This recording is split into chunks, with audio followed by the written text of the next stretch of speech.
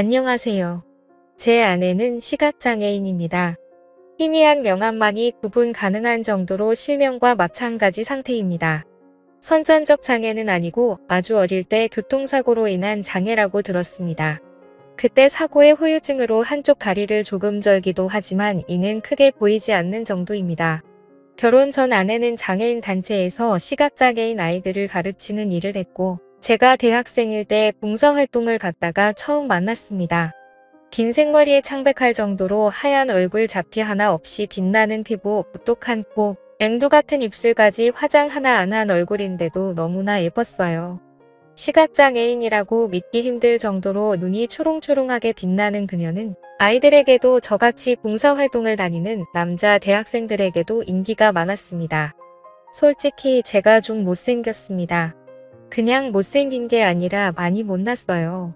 그래서 한 번도 연애를 해본 적이 없었고 고백할 때마다 차이곤 했었거든요. 그런데 그 여자는 제 얼굴이 제대로 보이지 않아서 그런지 다른 잘생긴 놈들과 저를 똑같이 대해줬고 덕분에 자신감이 생기더라고요. 같이 차 한잔 마시자 해도 언제나 응해줬고 저에게 승훈 씨는 너무 자상하고 목소리가 좋아요. 어떻게 생겼는지 궁금해요. 라고 말해주기도 했었죠. 자고 제게 닮은 연예인이 누구냐 하면서 묻길래 저도 모르게 장동건이랑 원빈을 반반씩 닮았다는 소리를 가끔 듣는다고 거짓말을 해버렸어요. 아내가 어릴 적 시력을 잃었기에 장동건이랑 원빈은 알 것 같아서요. 아내는 그 말을 들으며 활짝 웃더니 나는 조인성 같은 남자를 좋아하는데 라고 하대요. 그러면서도 싫지 않은 기색이었어요. 솔직히 진짜 찔렸지만 솔직히 말할 수는 없었습니다. 제가 사실 유해진이랑 박지성을 닮았다는 말을 많이 들었는데 그렇게 말할 수는 없는 거잖아요. 아내가 너무 좋아서 사귀자고 고백하고 싶은 마음이 굴뚝 같았지만 학생이기도 하고 하도 여자들에게 많이 차여서 그런지 자신감이 생기지 않더라고요. 그렇게 계속 친한 지인으로 지내다가 제가 대학 졸업하고 직장 생활을 시작하면서 이제 직장이 생겨 돈도 벌고 안정을 찾으니 용기가 좀 생겼습니다. 그녀에게 당신을 행복하게 해주고 싶다. 라는 말로 대시를 하였고 본격적으로 1년 연애하고 결혼까지 하였습니다. 아내랑 연애하면서 알게 된 사실인데 어렸을 때부터 인기가 많아 많은 남자들의 대시가 있었다고 하더군요. 역시나 그 여자는 제가 첫 남자가 아닌 듯 했어요. 저는 이 여자가 첫 여자였는데 좀 억울하더라고요. 심지어 그 여자는 잠자리에서 눈이 보이지 않는데도 꽤나 능숙했습니다. 솔직히 이렇게 물어보면 찌질하고 진짜 남자답지 못하다는 게 저도 잘 알지만 저도 모르게 혜리 씨는 몇 명이랑 잤어요? 라고 첫날 밤에 물어봤었네요. 제가 이렇게 묻자마자 그렇게 천사 같던 여자가 제 쪽으로 본인이 잡히는 물건을 쥐다 던지면서 펑펑 우는 겁니다. 그때서야 그 말이 여자에게 절대해서는 안 되는 말인지 처음 알았네요. 첫 정식 연애인지라 이렇듯 연애하는 내내 그 여자를 거스르게 하는 짓들을 좀 하긴 했었지만 그래도 그런 것 빼고는 별 문제 없었답니다. 저는 부모님과 여동생이 한 명 있습니다. 가족들에게 이 여자와 결혼하고 싶다고 소개하니 저희 어머니 사색이 돼서는 어쩔 줄 몰라 하시는 게 눈에 보이더라고요. 반면에 저희 아버지는 이렇게 예쁜 며느리가 들어와서 너무 좋다고 본인은 무조건 찬성이라 하셨어요. 아이고 내가 다 눈이 부시다. 이렇게 예쁘고 찬한 며느리가 우리 집안에 오니 너무 좋다. 아가야 고맙다 우리 집에 시집 와줘서. 이러면서 제 아내 손을 쓰다듬으시며 연신 고맙다 하셨죠. 아내를 집에 데려다주고 다시 집에 오니 어머니가 이렇게 말씀하셨어요. 너 정말 이런 여자랑 결혼해서 제대로 살 수 있겠어? 눈이 안 보인다는 건 말할 수 없는 거지. 들을 수 없는 것보다 더 옆에 있는 사람이 힘든 거야. 손이 없고 발이 없는 거랑 같은 거라고. 내가 평생 이 여자 손이 되고 발이 돼줄 수 있겠니? 정말 그걸 내 평생 견딜 수 있겠어? 그 사람의 장애와 그 사람 인생을 짊어지고 갈 자신이 있는 거야? 네. 엄마 저 정말 자신 있어요. 그리고 솔직히 이 여자 아니면 저 받아줄 여자도 없어요. 아시잖아요? 저 초중고 내내 못생겼다고 왕따 당한 거려. 이 여자만이 제 외모에 대한 탐견 없이 저를 받아줬어요. 저 정말 자신 있어요. 이 여자 제가 책임질 거고 후회하지 않을 거예요. 그래 알겠다. 대신 절대 이혼하겠다거나 후회한다는 말하지도 말고 그런 생각도 말아라. 내가 선택한 거니까. 네. 엄마 정말 그럴게요. 저희 어머니와 아버지 모두 제가 그렇다고 하자 크게 반대하지 않고 아내를 받아주셨어요. 허나 오히려 주위에서 반대를 많이 했습니다. 정말 많은 사람들로부터 비장애인과 장애인의 결혼에 대해 참 많은 말들과 우려 섞인 말들을 들었지만 사랑 하나로 극복하면 된다고 믿었습니다. 그리고 결혼식을 올렸습니다. 눈이 보이지 않는 아내는 본인이 얼마나 결혼식에서 아름다웠다는 걸 모를 겁니다. 정말 결혼식 내내 제 입이 뒤에 걸렸었네요. 원래도 예뻤는데 신부화장까지 하고 새하얀 드레스에 공주 같은 왕관까지 쓴 이 천사 그 자체였어요. 제 결혼식에 온 사람들 모두 연예인 결혼식에 온 것 같다고 말할 정도였죠. 결혼식 전에 혹시라도 실수할까봐 장인어른과 함께 입장 연습을 여러 번 해서 그런지 아내는 자연스럽게 신부 입장할 수 있었고 몇몇 아내가 시각장애인인 걸 모르는 지인들은 나중에 아내가 눈이 보이지 않는다는 걸 알고 엄청 놀랐다고 하네요. 그 정도로 아내는 겉보기엔 보통 사람들과 같았습니다. 신혼여행을 다녀와서 아내와 행복하게 결혼 생활을 하자고 다짐하고 약속했어요. 하지만 결혼 생활은 제 생각과 달랐습니다. 제가 아내에 대해 잘 모르는 상태로 결혼했다는 것을 깨달았습니다. 아내는 몸이 아니라 마음의 장애가 문제였던 사람이었습니다. 연애 당시 아내는 장애인에 대한 편견을 극복하고 싶다며 열심히 공부하고 자기관리를 하는 똑똑하고 당찬 사람이었고 밝고 명랑한 성격의 사람이었습니다. 그런데 한 집에서 살기 시작한 아내의 모습은 그와 거리가 멀었습니다. 아내는 아주 예민하고 신경질적이고 화를 주체하지 못하는 사람이더군요. 시각장애가 있다 보니 집안의 모든 물건이 정확히 제자리에 있어야 했는데요. 처음에 그 점에 대해 확실히 주의를 들었기에 조심하려 노력도 노력했지만 한 번씩 실수가 있었는데 그때마다 아내는 너무나 심하게 폭발을 했습니다. 맨 처음 폭발했을 때가 신혼생활 시작한 지 일주일도 되기 전이었어요. 항상 티슈를 두는 소파 귀퉁이에 손을 뻗었는데 티슈가 없었던 모양입니다. 막 비명 같은 소리를 지르기 시작했습니다. 놀란 제가 무슨 일이냐고 묻자 무슨 일이냐고 몰라서 물어. 티슈 두는 자리에 왜 티슈가 없어? 이 자리에 있어야 할 거 아니야. 이 정신 나간 놈아. 말귀를 못 알아들어. 이 짐승만도 못한 놈아. 너 말귀도 못 알아 처먹니? 뒷구멍을 찢어줘. 하면서 저에게 욕을 하기 시작했습니다. 정말이지 심각한 욕이었습니다. 정말 소름 돋는 욕들을 공중에 질러댔습니다. 아내의 그런 모습은 처음 봐서 저는 얼어붙어 아무 말도 할 수 없었습니다. 그러다가 소파 아래에 떨어진 티슈를 발견하고는 혜리야 그만 좀 해. 티슈 내가 옮긴 게 아니라 내가 움직이면서 떨어진 것 같아. 여기 바닥에 떨어져 있잖아. 내가 건드렸나 봐. 라고 말했는데 내가 눈 안 보인다고 거짓말을 해. 나를 갖고 노니까 좋아. 하면서 1시간에서 2시간 사이 정도 계속해서 욕을 해댔어요.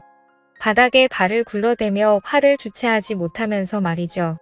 아내를 간신히 진정시킨 후에 대화를 했습니다. 이제부터 물건 제자리에 두는 것에 더 신경을 쓸게. 대신 혜리 너도 욕하거나 소리 지르는 이제 하지 마. 알겠지? 알겠어 승훈씨. 하지만 그 뒤로 이 같은 일들은 자주 긴 번이 일어났습니다. 주로 집안일은 제 담당이었어요. 밥 청소, 빨래, 쓰레기 버리기 등등. 가끔 아내가 돕는 건 빨래 개기, 이불 개기 간단한 집 정리 정도였고요. 승훈씨 주방에는 불과 칼이 있으니까 위험하잖아. 결혼 전에도 몇 번 다친 적이 있어서 무서워. 하고 아내가 말하기에 제가 부엌일을 자처했고 아내가 청소를 하려 해도 간단히 쓰레기통에 쓰레기를 넣는 것 외에는 제가 도맡댔다고 했고 빨래는 오염의 정도를 잘 구분하지 못해 힘들다 하기에 제가 담당하기로 했었던 거죠. 당연하다 생각했고 큰 불만도 없었습니다. 아내는 처음에는 너무 고맙다며 천사를 만났다며 행복해했습니다.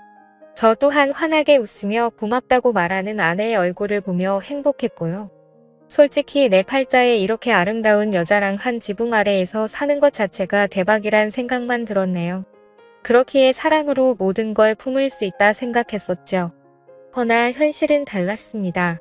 결혼 1년 차 하루하루 노예 같다는 생각이 들기 시작하더군요. 저는 대기업까지는 아니지만 중견기업에 근무하고 있고 연봉은 4천만 원 초반입니다. 결혼 후 아내는 직장을 그만두어 외벌이였고요. 8시 반 출근이고 퇴근하고 집에 들어서면 저녁 7시쯤입니다. 그래서 아침 6시쯤 일어나 씻고 밥을 했습니다. 제가 밥상을 다 차리면 아내를 불러 함께 아침밥을 먹었고 설거지를 하고 7시 반쯤 집을 나섰어요. 하루 종일 열심히 일하고 퇴근하고 집에 들어서면 7시였습니다. 다시 밥을 하고 아내를 불러 함께 저녁밥을 먹고 설거지를 하고 본격적인 집안일을 했습니다. 격일로 하루는 청소, 하루는 빨래를 하고 밑반찬을 만들고 장보고 온 재료들을 다듬었죠. 여기까지는 불만 전혀 없었습니다. 제가 선택한 일이니까요. 저를 힘들게 했던 건 그 일을 하는 내내 아내의 눈치를 봐야만 했던 거였죠. 뭐 하나 자신의 기준에서 벗어나면 자신을 무시하는 거라며 폭발했습니다. 제가 차린 밥상에 앉아서 밥을 먹는데 갑자기 장난하냐? 국이 뜨겁잖아. 승원 씨 지금 나 엿먹이려고 일부러 그런 거지? 지금 나 무시해서 일부러 아주 팔팔 끓인 거 맞지? 뜨거운 국에 입대라고 일부러 그런 거 맞지? 아내는 심지어 반찬이 마음에 안 들어도 자신을 무시한다고 했어요. 승원 씨 지금 이 반찬들 뭐야? 내가 밥 안 한다고 불만이다 이거야. 불만이 있으면 말로 하지 왜 반찬을 이딴 식으로 만들어서 복수해. 일부러 내 입에 안 맞는 음식을 먹이는 거 아니야? 라는 말도 하며 화를 냈었죠. 너무 힘이 들었습니다. 가슴이 늘 답답했습니다. 어느 날은 비 오는 날이어서 부침개에 막걸리 생각이 나더라고요. 마침 동료들이 전집에 간다기에 같이 갈까 싶었지만 그날따라 전화 너머 아내의 목소리가 너무 안 좋았기에 차마 말을 못 꺼내고 일찍 집에 갔습니다. 집에서라도 전을 좀 해먹으려고 김치전 거리를 만들었고 불 위에 프라이팬을 올리고 기름을 두른 상태였습니다. 그날 아내가 또 폭발했습니다. 화장실에서 마구 소리를 질렀습니다. 휴지 어딨어? 휴지가 어딨냐고. 야 이 새끼야 귓구멍 막혔어? 휴지 어딨어? 라면서요. 제가 실수로 두루마리 화장지를 채워 넣는 걸 잊은 겁니다. 저는 불 위에 프라이팬을 둔 상태로 뛰어가 휴지를 가져다 주었습니다. 불 위에 프라이팬이 있는 상태여서 불안한 마음에 휴지를 얼른 주고 얼른 주방으로 돌아갔습니다. 그리고 프라이팬을 체크하며 불을 조절하는데 갑자기 등 뒤로 휴지가 날아왔습니다. 휴지는 프라이팬에 맞았고 프라이팬이 뒤집어지며 뜨거운 기름이 사방으로 튀었습니다. 본능적으로 피했지만 결국 전 발등에 큰 화상을 입고 말았네요. 아 여보 나 지금 발등에 화상 입었잖아. 뭐 지금 당신 아픈 게 더 중요하다 이거야. 내가 기분 나빠 있는데 충분히 사과하지도 않고 왜 주방으로 가? 더 처먹는 게 나보다 더 중요하다 이거야. 당신 지금 날 무시하는 거야. 냉큼 주고 돌아간 건 날 무시하는 행동인 거 몰라? 그래도 여보 나 지금 너무 아프단 말이야. 프라이팬이 뒤집어지면서 기름이 내 발에 쏟아졌다고? 그게 내 탓이라는 거야. 그게 당신이 놔두고 달려가서 생긴 일이니까 당신 탓인 거잖아. 그때 이혼을 해야겠다고 결심이 섰습니다. 그래서 이제 도저히 당신과 한 집에 살아가기가 힘들다. 이혼하자. 했더니 집안의 모든 것을 부수며 소리를 지르기 시작하더군요. 그러더니 갑자기 저희 아버지에게 전화를 해서 아버님 지금 승원 씨가 저한테 이혼하자고 해요. 저 어떻게 해요? 하면서 흐느끼는 겁니다. 아버지가 신혼집이 불편하면 본인이 보살펴 줄 테니 시댁으로 오라 했나 봐요. 갑자기 짐을 저보고 싸주라 하대요. 그날 아내를 본가로 보낸 뒤 아버지 어머니한테 엄청나게 혼났어요. 이혼 이야기 절대 안 하기로 해놓고 뭐 하는 짓이냐고. 이렇게 책임감 없는 놈인 줄 몰랐는데 실망했다고 말이죠. 저는 그날 혼자 신혼집에서 잠을 자며 많이도 울었습니다. 하나밖에 없는 아들 앞으로 아내 보호하는 일을 최우선으로 삼고 살아가겠다는 말에 마음 아프셨겠지만 믿고 허락해주신 부모님이신데 실망시킨 것 같아 너무 죄송했어요. 그때 그 마음으로 시작했는데 1년 만에 무너진 내 자신도 바보같이 느껴졌고 아내를 제대로 감싸주지 못한 것 같아 미안했습니다. 어찌해야 하나 괴로웠어요. 아내에게 다시 가서 사과해야겠다. 그리고 부모님께도 다시는 이혼 이야기 꺼내지 않아야겠다. 결심하고 다음 날 본가에 가서 아내에게 다시 집에 가자 했네요. 아내는 싫다더군요. 마침 그날 여동생이 집에 있어서 여동생 방에 들어가 그간 있었던 일들을 이야기했네요. 그동안 그런 일들을 전혀 몰랐던 여동생은 많이 놀랐고 그리고 그날 여동생이 짚어줘서 알았는데 그 사이 제 머리에는 원형 탈모가 시작되고 있었습니다. 저의 스트레스를 이해한 동생이 여자 대 여자로 한번 이야기를 해보겠다고 했습니다. 그날 본가에서 저녁 식사를 했는데 그 자리에서 여동생이 새언니 말 꺼내기 힘든 일이지만 언니에게 부탁이 있어요. 라며 말을 꺼냈습니다. 아내를 비롯해서 부모님 모두 무슨 일인가 궁금한 기색이었죠. 제 여동생은 조곤조곤 새언니 두 사람 사랑하며 시작한 결혼 생활인데 서로 조금씩 양보하고 맞춰가며 살아야 하지 않겠어요? 이렇게 감정 상한다고 시댁에 오는 건 좀 많은 것 같아요. 도와줄 일이 있으면 저에게도 알려주세요. 제가 도울게요. 라고 이야기했습니다. 그 말을 듣자 저희 아버지. 너 지금 새언니한테 무슨 싸가지 없는 짓이야? 너 지금 시누이 짓 하는 거냐? 더 그럴 거면 우리 집에서 나가라. 감정 상한다고 온 게 아니라 내가 오라고 한 거다. 라면서 엄청나게 언성을 높이시더군요. 그걸 듣던 제 여동생이 아빠 지금 나 정말로 최대한 예의를 갖춰 해결책을 찾고자 이야기한 거잖아. 라고 말하자마자 저희 아내 갑자기 꺼이꺼이 울면서 아가씨 그렇게 안 봤는데 지금 저한테 시누이질 하시는 거예요? 저희 남편이 어떻게 말했는지 모르겠는데 저 진짜 잘못한 거 없어요. 남편이 잘못한 거고 남편이 이혼하자고 한 건데 왜 저한테 그러세요? 라면서 저희 부모님이 주무시는 안방문을 열고 들어간 후에 문을 쾅 닫더군요. 저희 아버지는 저랑 여동생 보고 당장 나가라고 꼴도 보기 싫다면서 소리를 지르셨고 그걸 말없이 지켜만 보시던 저희 엄마도 열이 받으셔서는 여보 당신 지금 뭐 하시는 거예요? 우리 자식들보다 며느리가 더 중요하다는 거예요. 왜 갑자기 며느리를 집에 들이고 자식들을 내쫓는 거예요? 나도 같이 내쫓으세요. 우리 자식들 내쫓을 거면 이라고 소리 지르셨네요. 아내는 안방에서 소리를 빼앗 지르더니 친정에 전화를 한 모양이었어요. 전화기를 붙들고는 이대로 못 살겠다고 자신을 데려가 달라고 소리 높여 우는 소리가 들려왔습니다. 결국 놀란 장인어른 장모님이 달려오셨고 처형도 함께 왔습니다. 아내는 언니가 한 분 계시거든요. 아내가 전화하고 1시간 안에 모두 저희 본가에 모였습니다. 그때까지 아내는 안방 저희 부모님 침대에 누워서 라고 소리를 지르며 울고 있었습니다. 1시간 가까이 쉬지 않고 한자리에서 엄청난 데시벨로 소리를 지르는 아내를 보고 여동생을 비롯해서 저희 아버지 어머니 모두 많이 놀랐습니다. 그런 모습 제가 말하지도 않았고 보지 못했기에 당황스러웠을 겁니다.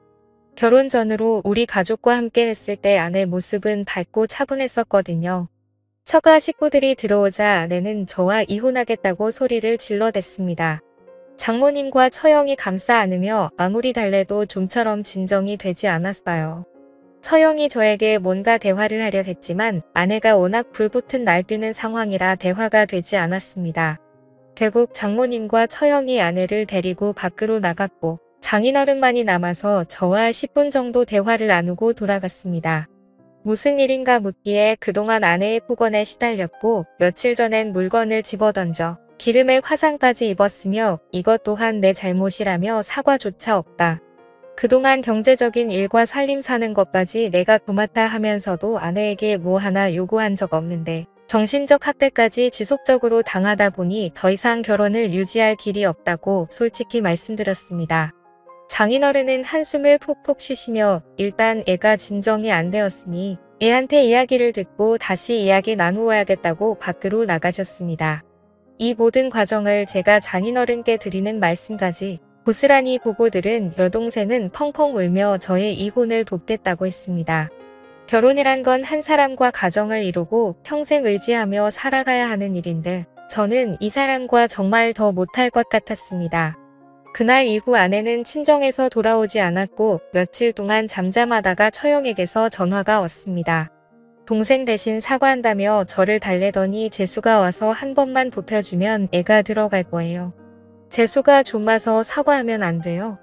라고 했습니다. 저는 단호히 거절했습니다. 그러자 카톡이 왔어요. 아내였습니다.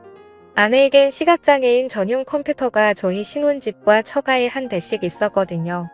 그걸로 카톡을 한 모양이었어요. 저에게 승훈 씨가 와서 무릎 꿇고 싹싹 빌기 전까지는 돌아갈 생각 없어요. 라고 하더군요. 아내의 메시지가 제 폰에 들어왔다는 것조차 끔찍하여 당장 지우고 싶었지만 이제 이혼을 생각하기에 다 증거가 될까 싶어 남겨두었습니다. 정말 마지막 전까지 다 떨어진 것이 느껴졌습니다. 결국 죄스러운 마음으로 부모님께 알리니 어머니는 내가 좀 그렇다면 이혼해라 라고 하셨고 아버지는 이혼은 절대 안 된다. 내가 잘못한 거다. 그렇게 참하고 예쁜 애가 오죽하면 그렇게 꺼이꺼이 울었겠니? 우리 집에 데려와라. 내가 잘 달래서 설득하마. 라고 하셨어요. 처가에서는 어떻게든 다시 저희 사이를 붙이려고 노력하셨는데 아내는 제가 사죄하기 전까지 절대 용서하지 않는다고 카톡만 보냈습니다. 그러면서도 법원에 같이 가자는 말에는 답이 없었습니다. 아버지는 저에게 시각장애인인 불쌍한 아내를 버리는 남편쯤으로 매도하시더군요. 제게 일어난 1년간 노예살이 같았던 신혼생활을 하나하나 말씀드려도 차만 우리 며느리가 그럴 리가 없다고만 하셨어요. 정말 너무나 끔찍했습니다. 아내의 연락도 아버지의 연락도 너무 싫었어요.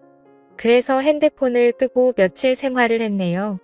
그러던 어느 날 갑자기 어머니가 저희 신혼집에 찾아오셨습니다. 어머니가 무슨 일로 저희 집에 오신 거예요?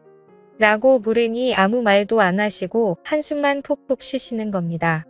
무슨 일이냐고 아무리 물어도 이 아빠 제 정신이 아닌 것 같다. 라는 말만 반복하셨습니다. 알고 보니 제가 연락을 안 받고 있던 그 며칠간 많은 일이 있었더군요. 정말 저희 아버지가 자꾸 아내를 설득해보겠다고 아내를 본가로 불렀고 아내랑 저희 아버지랑 많은 이야기를 나누었다고 합니다. 그걸 보면서 저희 여동생과 아버지가 큰 마찰이 있었나 봐요. 결국 아버지가 저희 여동생에게 이라는 말과 함께 내쫓으셨고 그걸 보던 저희 어머니가 화를 내며 같이 나가라면서 욕까지 하셨다네요. 저희 아버지가 원래 불같은 성격이라 저희 어머니가 평생 참고 사셨는데 며칠간 아버지가 아내와 꼭 붙어서 이것저것 챙겨주시고 손과 발이 되어주시면서 저희 어머니에게는 평생 안 하던 행동들을 하시니 꽤나 어머니가 열이 받으셨나 봐요. 그 꼴도 보다가는 병들어 죽을 것 같아서 저희 집에 오신 거였어요. 처음 저희 아내를 봤을 때부터 워낙 저희 아내를 좋아하셨고 며느리 사랑은 시아버지라는 말이 있으니 저는 그쯤으로 생각했었는데 저희 여동생과 어머님에겐 그렇게 하면서 저희 아내에게만 그렇게 살갑게 구시는 아버지가 제가 보기에도 정상은 아니었어요. 아내와 이혼을 결심했다는 거 아시면서도 굳이 아내를 설득하겠다고 그러시는 것도 이상했고요. 저는 어머니께 엄마 제가 오늘 집에 가서 아내 친정으로 보내고 이혼하려고요. 라고 했더니 어머니가 쉽지 않을 텐데 하시면서 걱정하시길래 걱정하지 말라 하고 집에서 나왔습니다. 본가에 가서 현관문 비밀번호를 치고 과실에 들어섰는데 아무도 없는 듯 조용하더군요. 분명 현관에 아내 신발과 아버지 신발 둘 다 있었거든요. 그래서 아내가 지낼 만한 여동생 방에 들어갔더니 아내가 없었습니다. 저희 본가가 안방을 제외하고 작은 방이 3개인데 나머지 2개의 다른 방들을 열어봐도 아내가 없었어요. 이제 있을 만한 곳은 안방뿐이었습니다. 안방에서 둘이 대화를 하고 있나? 싶었는데 생각해보니 대화 소리가 전혀 나지 않는 거예요. 그래서 안방문에 귀를 대봤습니다. 그랬더니 대화 소리 같은 게 들리더군요. 아버님 이렇게 하면 될까요? 그래. 나는 그게 좋다.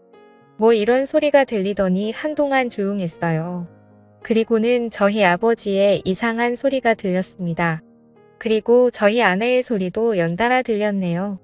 그런데 아무리 생각해도 제 머릿속엔 이상한 생각만 들더군요. 이거는 정상적인 대화가 아니었어요. 아닐 거야 라고 생각하고 안방문을 확 열어버렸습니다.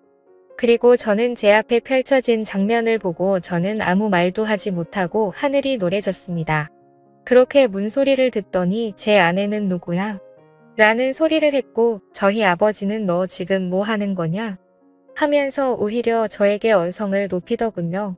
그제야 아내가 상황 파악이 됐는지 황급히 막 주변을 더듬더듬거리더라고요.